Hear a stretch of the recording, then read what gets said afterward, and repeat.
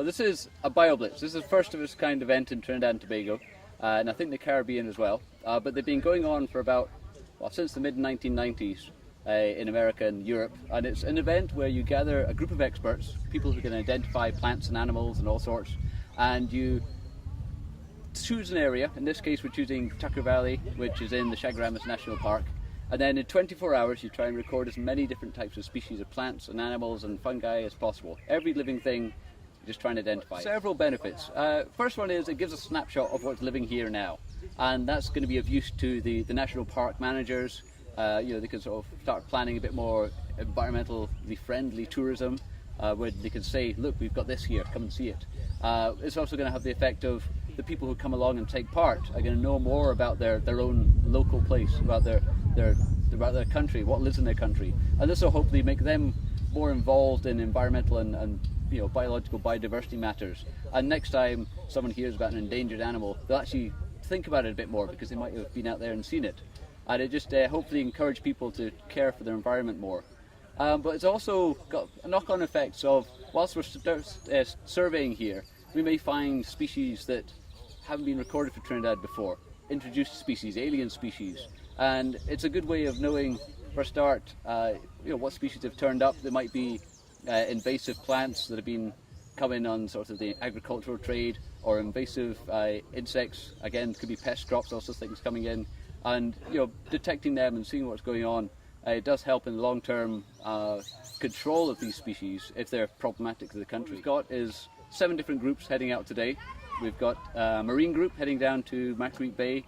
They're going to be diving and snorkeling around looking for coral reef fish, corals themselves, sponges, echinoderms, and anything else living in the sea. They're also going to check out Williams Bay.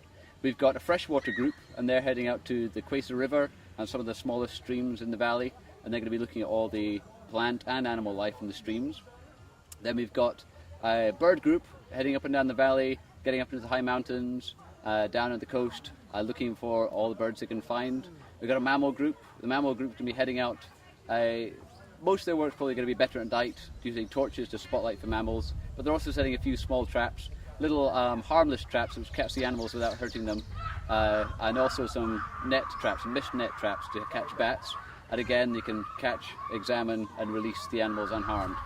And then there's the reptile and amphibian group.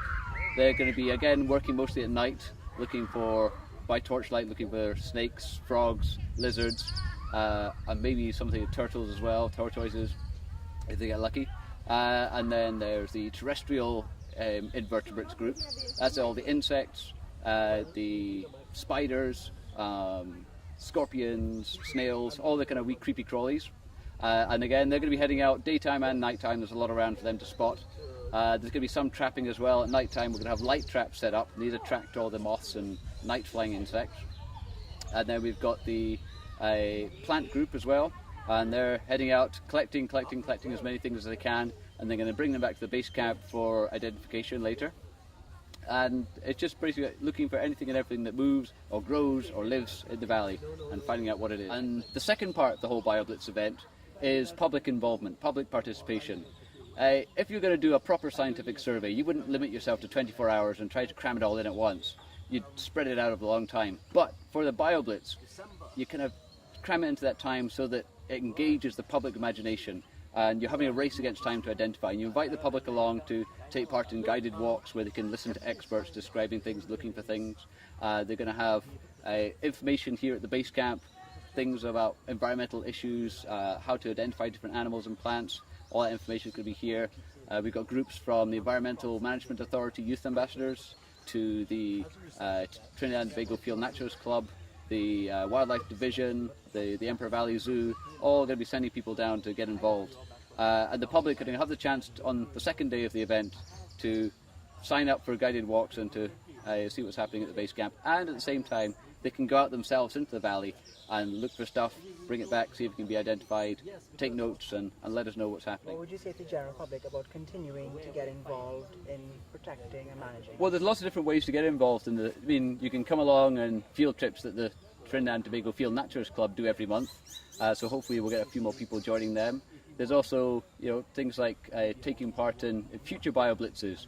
The idea is that if everything goes well this time, we're going to have them once a year and move the location around the country. And hopefully go across to Tobago as well, have them down in the south of Trinidad, over in the east, and try and get little snapshots all over the country. So there's long-term plans for making the event more sustainable. I should say this has been, I think, a great occasion. So far we've got lots of different groups involved, from universities to companies to businesses to also NGO groups. So it's a good event to bring people together. We've got great sponsorship from First Citizens Bank. We've had help from the CDA, the Chaguaramas Development Authority, and allowing us to run the event here.